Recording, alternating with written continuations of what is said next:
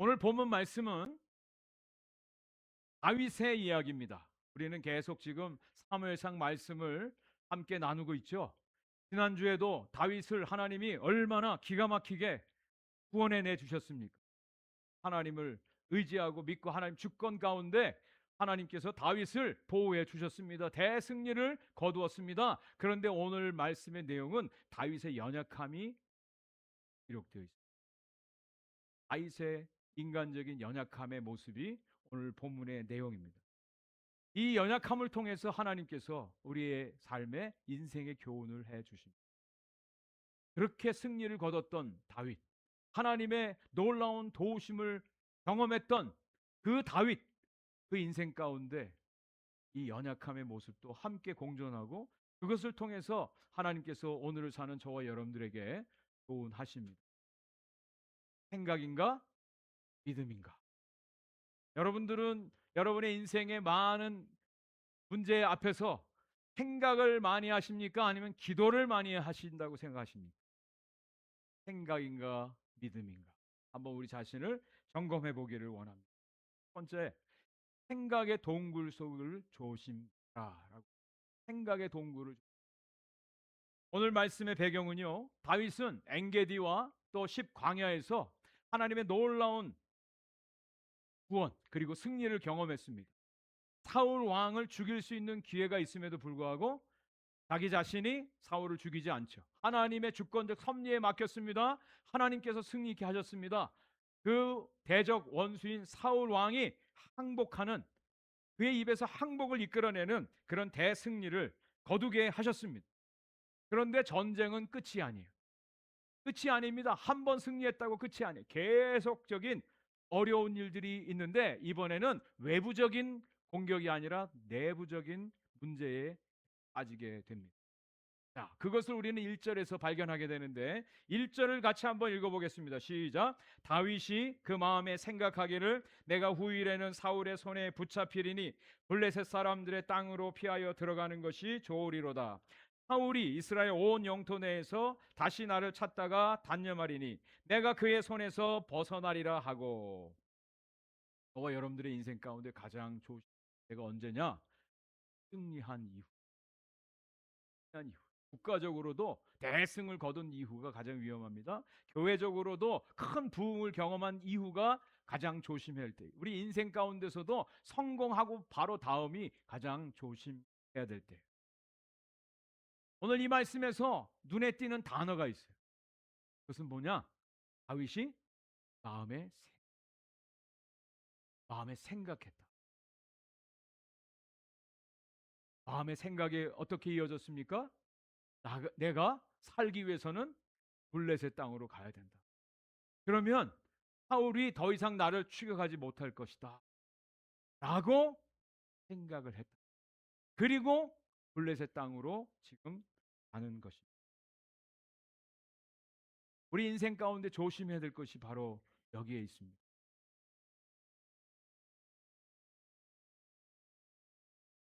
다윗은 후일에 내가 사울 왕에게 잡힐 것이다, 그런 생각. 여러분, 이 사울에게 잡힌다, 잡혔습니까? 안 잡혔습니까? 안 잡혔어요. 언제 일어날 일입니까? 미래에 일어날 일이에요. 지금 당장 일어난 일이 아니에요. 그런데 미래에 대한 것을 생각했다는 거예요. 근데 그것을 현실로 받아들이고 거기에 따라서 움직였다라고 하는 거예요. 이해가 되십니까? 아직 일어난 일이 아니에요. 그런데 생각 속에 그렇게 될 것이다, 확실하게 생각하는 거예요. 영어 성경에도 보면 I will be destroyed by the hands of Saul, 이렇게 돼 있어요. 내가 사울 왕에게 반드시 붙잡힐 것이다. 아직 일어나지 않은 일인데 그렇게 생각을 했다라고 하는 것이죠. 우리의 삶에 이런 일들이 얼마나 많은지, 아직 일어나지도 않아. 지금 눈앞에 펼쳐지지도 않은 일인데 이례심장으로 자기가 그것을 가지고 그 생각에, 심리학자들이 연구를 했습니다. 사람들이 걱정하고 염려하는 것들 중에 85%에서 91%는 일어나지도 않을 일이라는 거예요. 실제적으로. 그리고 30%는 지나간 과거의 일을 염려한다라고 하는 겁니다. 또 22%는 사소하거나 남이 걱정할 것을 걱정하고 있다는 거예요. 4%는요, 어찌할 수 없는 불가항력적인 일. 5%는 대비하고 대처가 가능한 일인데도 그걸 가지고 염려하고. 그럼 다윗은 생각에 의해서 그의 삶이 움직여졌다는 겁니다. 그다음에 두 번째로 여기서 볼 수 있는 것은요, 자기 스스로가 안전하다고 생각한 것, 곧 블레셋 땅으로 간 것에 대해서 합리화시키는 것을 보게 돼요. 합리화시키는. 여러 가지로 생각했겠죠. 그죠? 머리를 굴렸겠죠. 그래서 내가 살 수 있는 길은, 가장 안전한 길은 블레셋 땅으로 가는 거야. 그러면 그 당시에 블레셋과 이스라엘은 적대 관계이기 때문에 사울 왕이 나를 더 이상 추격하지 못할 거야라고 생각을 하고 이제 블레셋 땅으로 가는 것입니다. 그 땅이 가장 안전. 쫓아오는 사자를 피하기 위해서 지금 호랑이 굴로 들어가는 것. 여러분, 이 가드 왕 아기스라고 하는 사람은요, 성경에 이미 나와 있어요. 다윗이 먼저 사무엘상 21장에 가드 왕 아기스 앞에 가서 미친 척을 했습니다. 살기 위해서. 그런 경험이 있었던 사람인데 또다시 그곳으로 가는 거예요. 알면서도 또다시 가는 겁니다. 여러분, 이것이 인생이에요. 우리 인간들을 보면 되게 똑똑한 것 같아요. 머리 잘 쓰는 것 같아요. 스마트한 것 같아요. 그런데 얼마나 어리석은지 몰라요. 알면서도 또다시 가는 것이 인간들입니다. 무엇에 의해서요? 생각 속에. 그리고 또 한 가지 여기서 다윗이 그렇게 결정할 수밖에 없었던 것은 현실적인 문제를 해결하기 위해서. 다윗과 함께 블레셋 땅에 간 사람들이 600명이라 그랬습니다. 처음에 아둘람 굴에 처음 온 사람들은 400명. 이제 나중에 600명이 됩니다. 그런데 그곳으로 가는 사람들이 가족들까지 같이 움직이게. 여러분, 남자 600명에 가족까지 다 합치면 최소한 3,000명입니다. 이 3,000명 사람들이 움직여야 돼요. 더 이상은 굴에 머물 수가 없습니다. 광야에 있을 수가 없어요. 금방 노출이 됩니다. 그리고 먹는 문제도 있습니다. 안전의 문제도 있습니다. 그래서 다윗은 이 자기를 따르는 사람들을 데리고 블레셋 땅으로 지금 가는 것입니다. 되게 합리적이죠. 그죠? 이유가 되잖아요. 그런데 여기서 우리는 한 가지 이상한 점을 발견합니다. 여러분, 성경을 보시면 다윗은 무슨 일을 할 때마다 하나님께 물었다. 하나님께 기도했다. 이것이 제일 많이 나온 사람이에요. 오늘 말씀에 보면 하나님께 기도했다, 하나님께 물어봤다, 하나님께 엎드렸다, 이런 말이 자기 생각에 여러 가지 일들, 경우들을 생각해서 결론을 내려서 이제 가드왕 아기스에게로 들어가게 된 거예요. 어떤 신학자는 이 부분을 해석하면서 시편 150편 중에 3분의 2가 다윗이 쓴 시. 그런데 이 블레셋 땅에 머무르던 16개월 동안 다윗이 쓴 시. 이때가 다윗에게 있어서 찬양이 없고 기도가 없었던 영적으로 메마른 였다라고 그렇게 해설을 해놓고 있습니다. 여러분, 다윗의 생애 가운데 항상 좋지만은 않았어요. 바세바를 취하고 우리아를 죽였던, 그래서 하나님께서 내가 이런 악한 놈이야 라고 지적하셨을 때 여러분, 그때도 다윗은 하나님께 나아가서 회개했어요. 그때가 그래도 영적으로 우리의 삶의 기도가 메마르고요, 찬양이 없고 예배가 없으면, 하나님과 교제가 없으면 여러분, 이런 생각들 속에 우리는 빠져서 살 수밖에 없어요. 그래서 성경은 분명히 말합니다. 여러 군데서 생각을 조심, 마음을 지키라, 생각을 조심하라, 이런 말씀이 많이 나오죠. 골로새서 3장 1절 2절 말씀은 이렇게 말합니다. 그러므로 너희가 그리스도와 함께 다시 살리심을 받았으면 위의 것을 찾으라. 거기는 그리스도께서 하나님 우편에 앉아 계시느니라. 위의 것을 생각하고 땅의 것을 생각하지 말라. 이렇게 말씀하고 있습니다. 정말 그리스도와 함께 다시 살리심을 받은 성도들은 위의 것을 생각, 위의 것을 바라보는 거예요. 이것이 성도입니다. 오늘을 사는 그리스도인들의 모습입니다. 이 땅에서 무엇을 먹고 이 땅에서 무엇을 쓰고 이 땅에서 어떻게 누릴까, 이것을 생각하며 살아가는 것이 아니라 하늘의 것을 생각하고 하늘을 바라보고 하늘의 것에 모든 삶에 초점을 맞추고 살아가는 삶, 이것이 바로 성도의 삶입니다. 여러분들의 생각은, 여러분 지금 가장 많이 생각하는 것이, 여러분의 머릿속에 지금 가장 많은 부분을 차지하고 있는 것이 무엇입니까? 우리의 생각을 지키라고 말씀. 한 발짝 더 나가서 사도 바울은 고린도후서 10장 5절에 이런 말씀합니다. 같이 한번 읽겠습니다. 시작. 하나님 아는 것을 대적하여 높아진 것을 다 무너뜨리고 모든 생각을 사로잡아 그리스도에게 복종하게 하니. 세상은요, 너무나 많은 이론들이 있습니다. 원리들을 얘기합니다. 삶의 지혜들을 얘기합니다. 그리고 생각들이 많아요. 그런데 분명하게 도전하는 것은 모든 생각을 사로잡아 그리스도에게 복종. 우리의 생각이 복종. 우리의 생각이 주님께 드려져야 돼.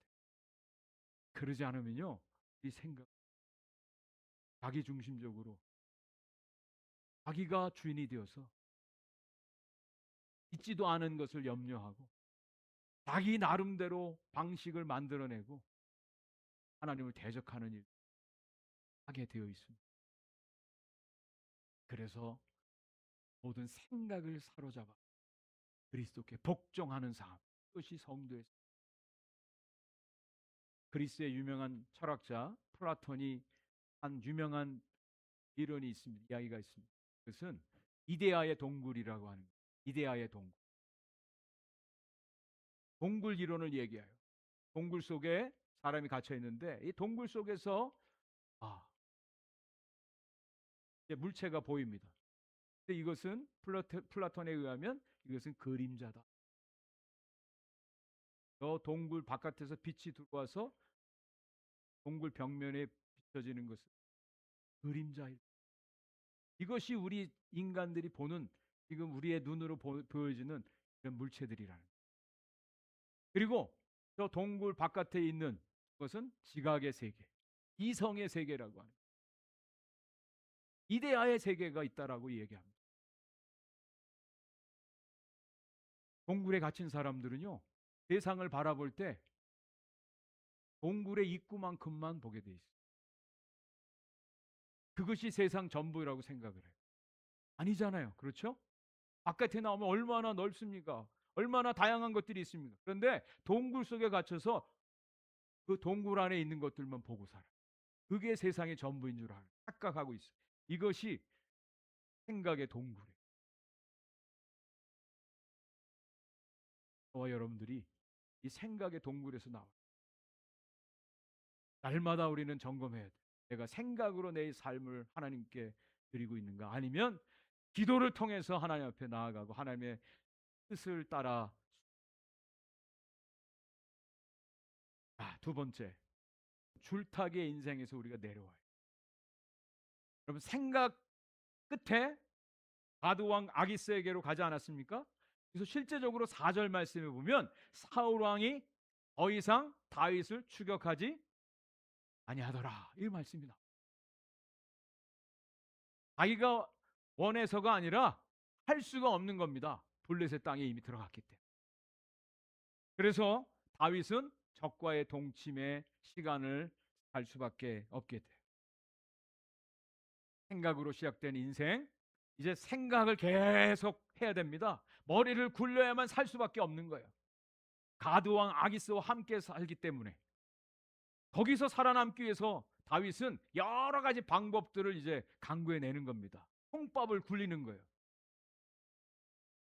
저는 이 다윗의 모습을 보면서 이렇게 적나라하게 나의 모습을 보여주나, 그런 생각을 했습니다. 첫 번째, 다윗이 아기스 왕에게 뭘 요구하냐면, 아, 왕이요, 우리 같은 부족한 사람들이 어떻게 왕이 사는 왕도에서, 수도에서 삽니까? 그냥 우리를 위해서 조그만 성읍 하나 내주십시오. 그렇게 요청합니다. 그래서 가드 왕 아기스가 시글락이라고 하는 곳을 다윗 일행에게 내어줍니다. 여러분, 시글락이라고 하는 것은 이 가드에서 남방으로 한 25마일 떨어진 곳입니다. 다윗의 마음 속에서는 어떤 마음이 있는 거예요? 될 수 있는 대로 멀리, 가드 왕의 영역 바깥에 멀리 떨어져 가는 게, 그게 다윗의 속셈이에요. 그리고 이 아기스 왕은 다윗을 통해서 남방 지역을 경계하는 것입니다. 서로 윈윈하는 거예요. 그래, 그래서 시글락에 너희들 알라, 허락을 해 줍니다. 불편한 적과의 동침에 불타기 인생이 시작되는 거예요. 그리고 이제 다윗이 하는 일이 또 있었습니다. 그것은 뭐냐면, 그 지역에 있는, 그 인근에 있는 부족들을 공격해서 그들의 물건들을 빼앗아 온, 그리고 그 물건들을 아드 왕에게 바친. 그 사람들이 누구냐? 그슬 백성, 또 기르스 백성들, 아말렉 종족을 다윗이 침공해서 모든 짐승들을 다 빼앗고, 그 대신에 사람들은 다 죽입니다. 일반적으로 전쟁을, 고대 전쟁의 목적은 사람들을 포로로 잡아서 노예로 쓰기 위한 목적이 많습니다. 그런데 다윗은 사람들은 다 죽이고 그 전리품들만 가지고 가드 왕에게 갖다 줍니다. 다윗의 꿍꿍이가 여기 있는 겁니다. 독셈이 있는 거예요. 그래서 아기스 왕이 다윗에게 묻습니다. 너 오늘 누구를 침노했냐? 어디를 공격했냐? 물어봐요. 다윗이 이렇게 대답합니다. 우리는 유다 네겝, 또 여라무엘 사람 네겝, 겐 사람 네겝을 공격했나이다. 그럼 뭐가 다르다는 거 좀 발견이 됩니까? 네? 다윗이 실제적으로 공격한 사람들하고 지금 다윗이 대답한 사람들이 어때요? 다르게 대답하는 거예요. 왜 그랬을까? 자, 흥미 좀 진진하지 않습니까? 별로예요? 자, 보세요. 자, 그 이유가 여기 11절에 나옵니다. 11절.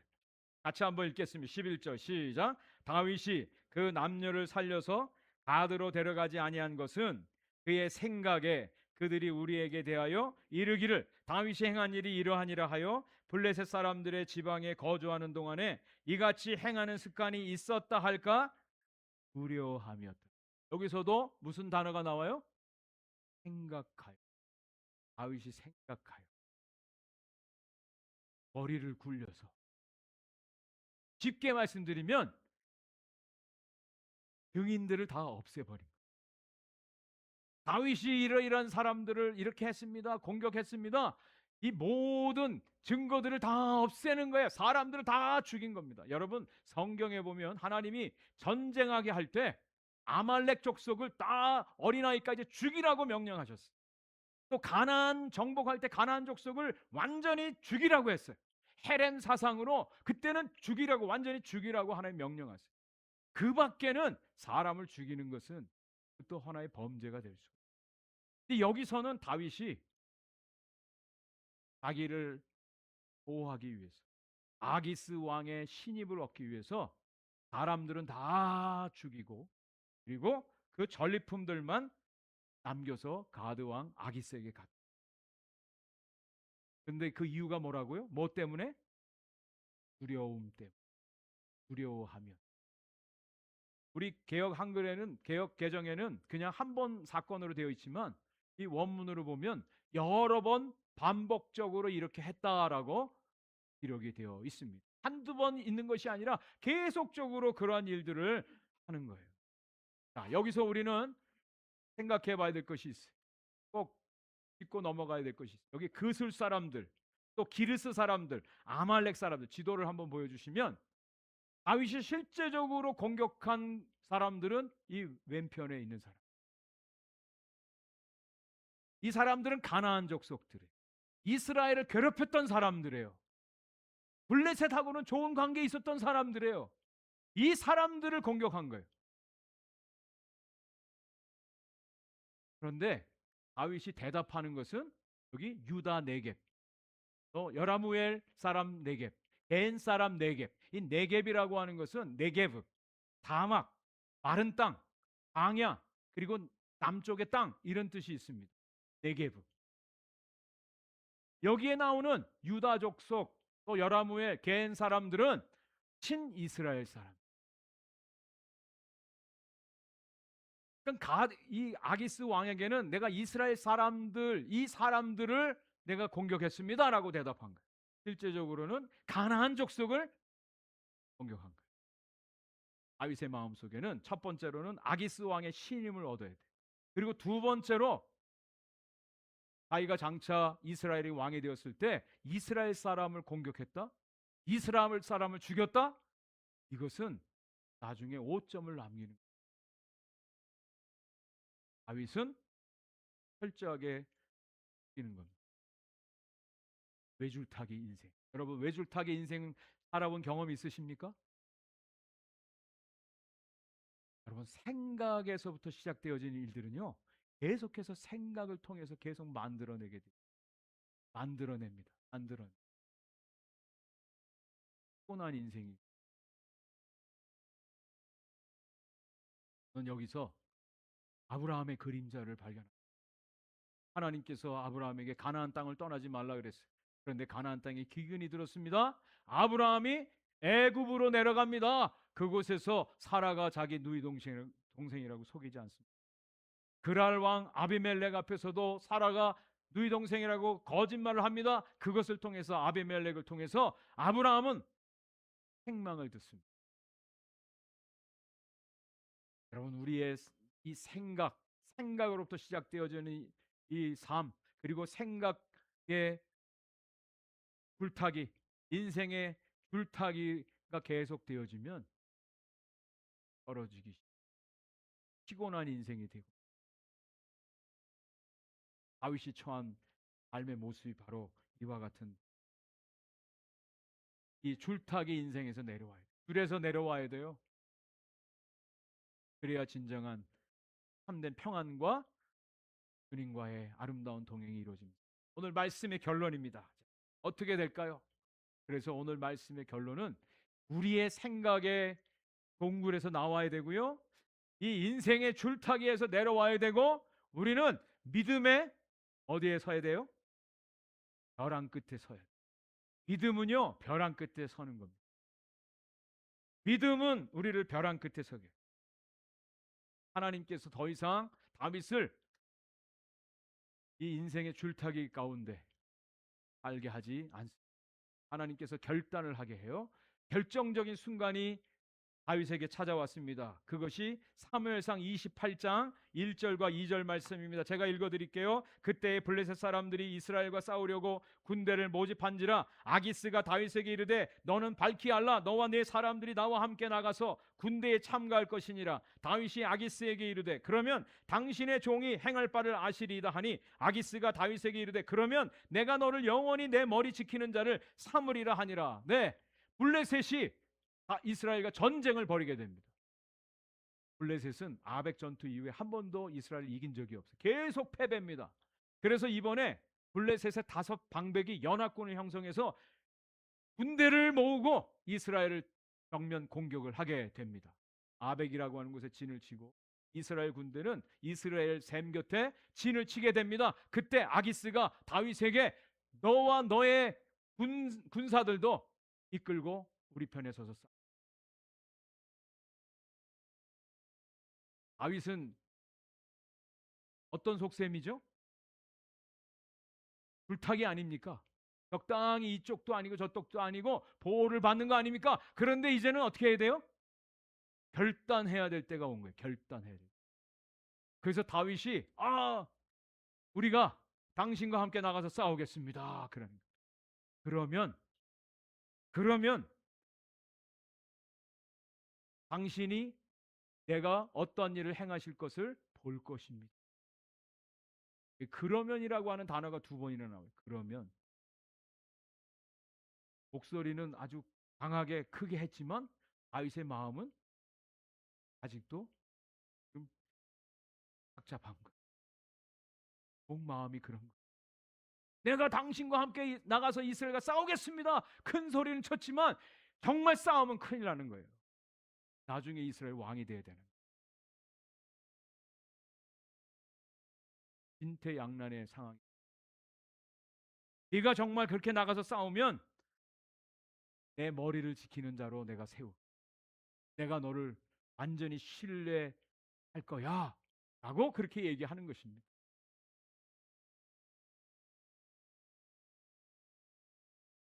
다윗이 어떻게 될까요? 어떻게 될까요? 궁금하지 않으세요? 네, 여기에서 하나님이 8장을 넘어서 9장에 가보면 반전이 일어납니다. 실제적으로 다윗이 군사들과 함께 블레셋 편에 서서 싸우려고 같이 나아가는데 블레셋 방백들이 브레이크를 겁니다. 저 사람들 누굽니까? 아기스 왕이 설명해 줍니다. 저 사람들 믿을 만한 사람입니다. 한 번도 악한 일을 한 적이 없어요. 내 편이 되어서 싸울 것입니다. 그런데 블레셋 방백들은 마음에 안 든 거예요. 저 사람들이 누군지 알아? 그 옛날 골리앗 장군 물리치고 돌아올 때 이스라엘 여인들이 사울이 죽인 자는 천천히요, 다윗이 죽인 자는 만만이요, 그 사람이야. 저 사람들 데려가면 안 돼. 큰일 나. 저 사람 돌려보내. 그래서 아기스 왕이 나는 당신과 같이 가고 싶지만 저 이스라엘 저 블레셋 방백들이 당신들.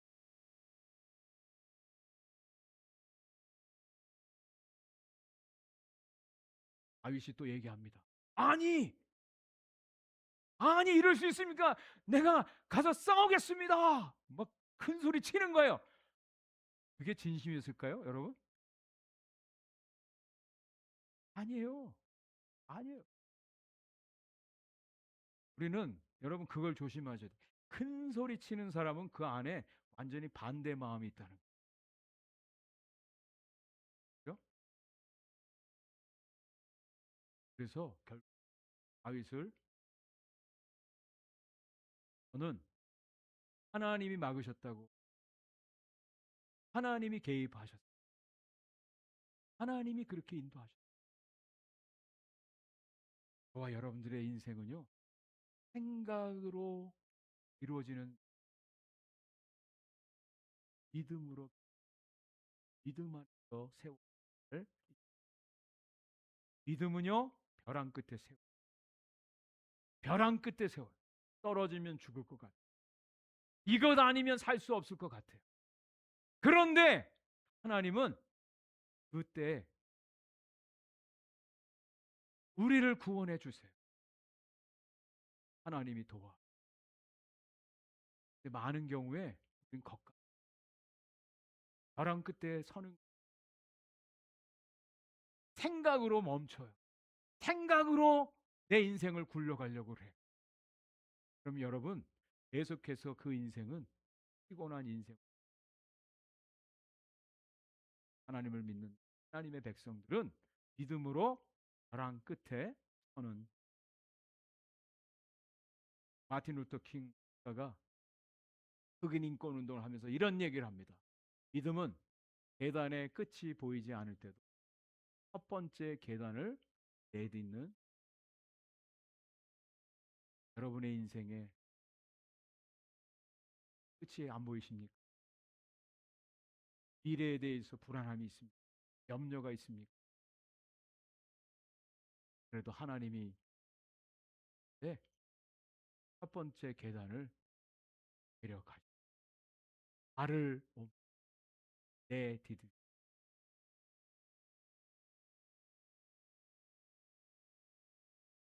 하나님이 구원해 주십니다. 하나님이 승리케 하십니다. 지난주에 분명히 말씀드렸잖아요. 승리는 우리의 승리가 아니라 누구의 승리라고요?